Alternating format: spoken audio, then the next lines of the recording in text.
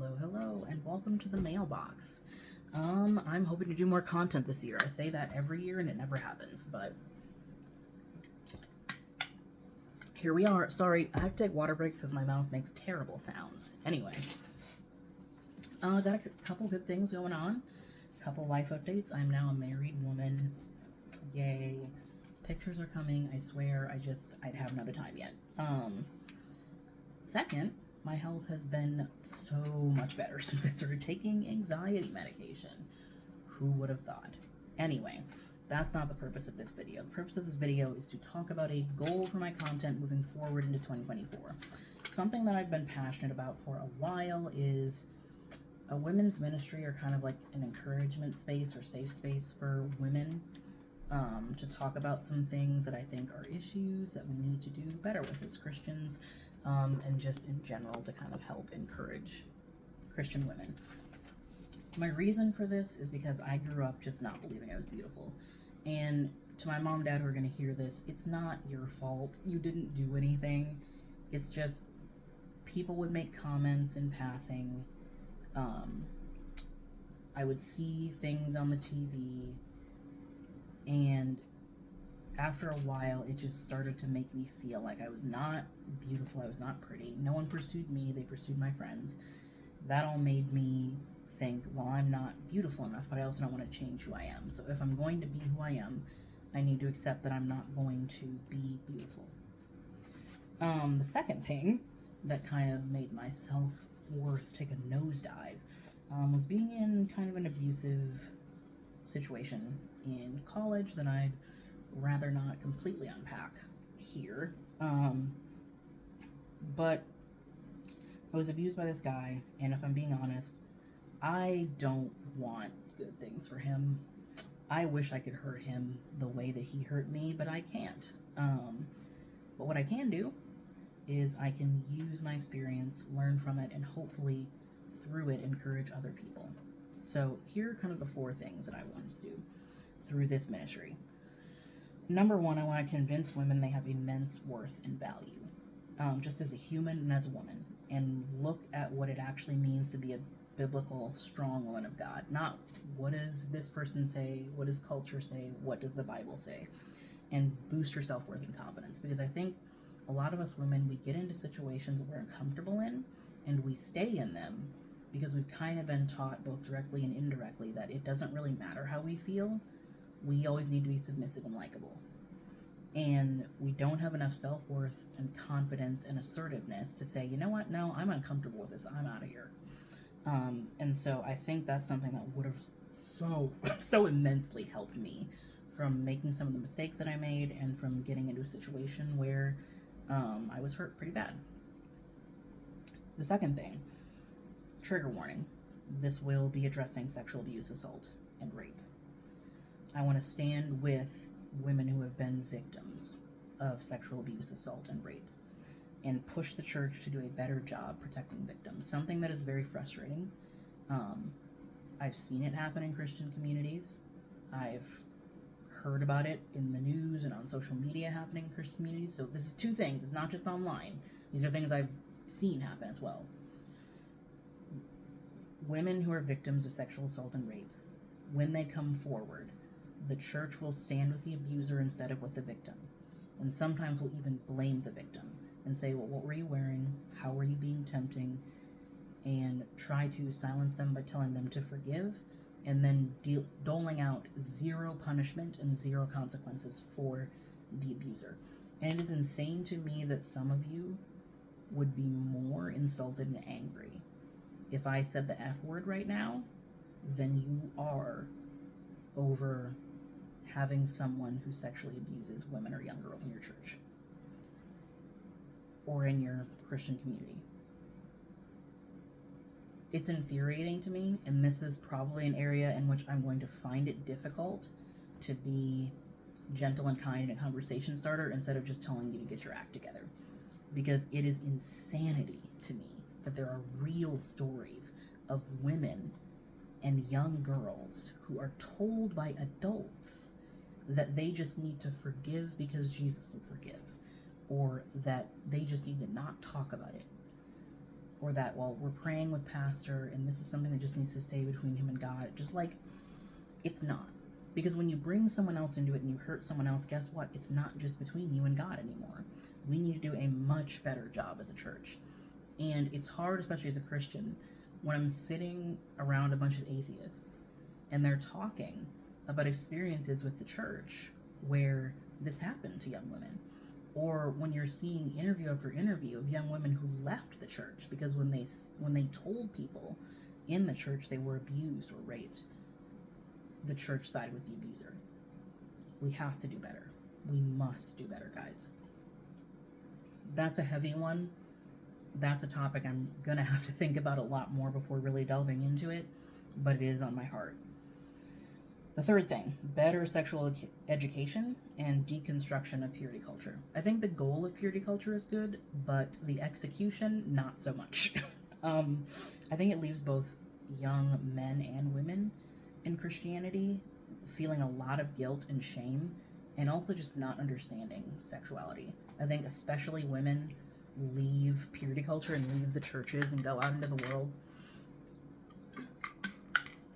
just kind of believing that their bodies are these evil, tempting things, and their sexuality is this evil, tempting things, and that sexuality is more for men and something that happens to them. And that's something I just kind of want to stand against, and I think we should do a better job of, because guess what? If you're passionate about young people going out and learning biblical sexuality, if you're not teaching them, someone else is. So, just a food for thought. Fourth thing, stand against misogyny and misuse of the Bible to support sexism. There's this weird manosphere alpha male movement going on right now on social media, and some of these people are using verses in the Bible to try to support why a woman should live a traditional life, or a biblical life. And I say this because some of the things that they tote around as biblical are actually just American traditional and not really biblical. But when they do use the Bible, they misuse it, and some of them don't even believe it. They're just using it as a higher authority to support trying to control somebody. So I wanted to take a look at one of those verses today, if I can find it. This is one that is used pretty much all the time, and it's that submission verse, so let's talk about it. It's something I've struggled with. I think it's a verse that a lot of women don't like to hear and a lot of men misuse, so let's look at it. Ephesians 5:21 through 33, the end of the chapter. So, submit to one another out of reverence for Christ. Wives, submit yourselves to your own husbands as you do to the Lord. For the husband is the head of the wife, as Christ is the head of the church, his body, of which he is the Savior. Now, as the church submits to Christ, so also wives should submit to their husbands in everything.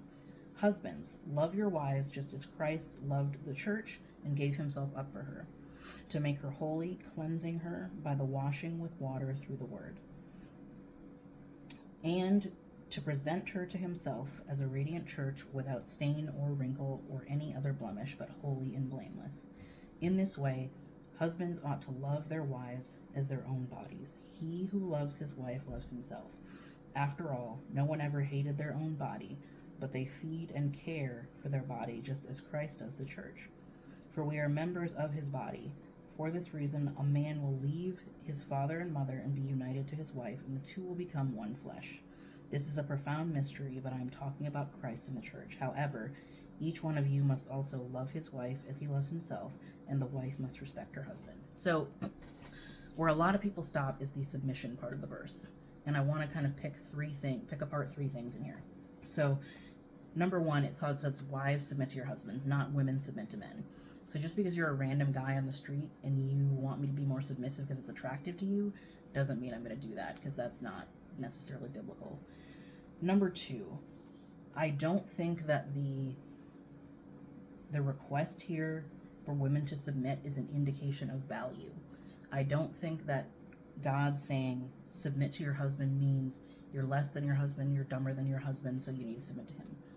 In the beginning, the very first part of this section says submit to one another out of reverence for Christ. You're submitting to your husband out of obedience to God, not because you are less than your husband. The third thing here, it talks about husbands loving your wives and not hating them because no one hated their own body. some of these men who talk about this type of stuff clearly strongly dislike and or hate women. And if that is the case, you're already kind of not being a biblical man, because that's not what you're supposed to be doing. So just kind of 3 things there. Number 1, it's wives submit to husbands, not women submit to men. 2, your submission is out of a reverence for God, not of a respect for God. When I submit to my husband, it's out of obedience to Christ. It's not because I'm less than, it's not because I have less value. It's because God has requested that of me, and I'm doing it out of obedience, right?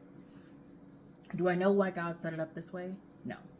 I've heard that marriage is supposed to be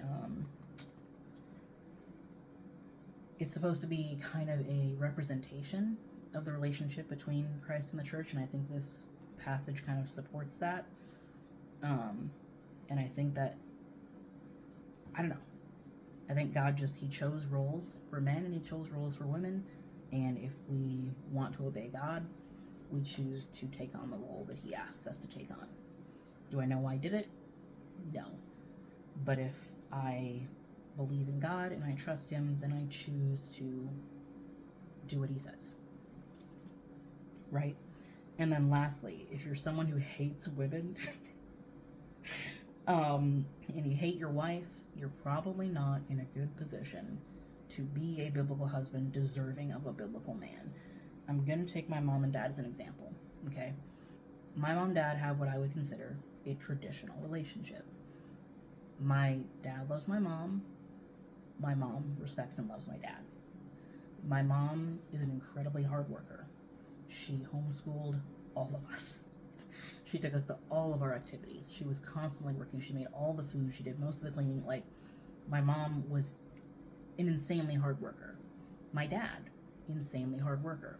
When I was little, I don't think I truly understood it, but as I got older and started to, like, get up to maybe go to the bathroom at, like, 3 a.m. and my dad is still working, like, I admire my parents both so much. And they have a traditional relationship. I don't know that it's the type of relationship that I want, not because it's a bad relationship, but because I don't know that I want an American traditional relationship. But their relationship works, and it works for them because they both respect each other in the roles that they're in. They don't refuse to do other things outside of gender roles because they're a man or a woman, right? If mom is sick, dad will cook, right? Or if dad maybe just wants to do something nice for mom, he cooks sometimes too, right? He doesn't refuse to do that because he's a man. And the issue with some of you guys out there is that you want a woman like my mom, but you're not willing to act like my dad, right? And you can't go around expecting to have a biblical or even traditional wife if you're not willing to be a biblical or traditional man. Rant over. So, this is the kind of content you can expect from me on these issues. This video went longer than I expected, so yeah, I'm probably going to put in the caption. I'm going to put this on YouTube, but I'm also probably going to put in the caption somewhere that you're going to have to go to YouTube to watch the whole thing, because this went longer than I expected, even though I restarted like 3 times.